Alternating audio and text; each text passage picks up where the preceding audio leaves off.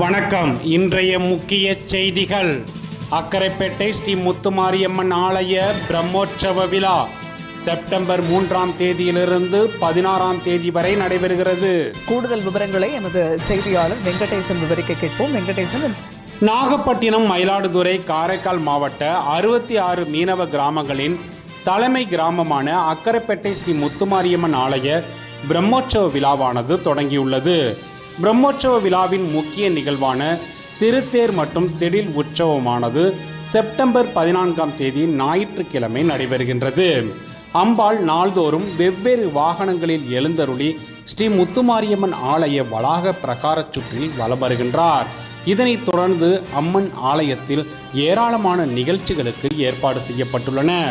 பிரம்மோற்சவ விழாவையொட்டி ஸ்ரீ முத்துமாரியம்மன் ஆலயமானது விழாக்கோலம் பூண்டுள்ளது.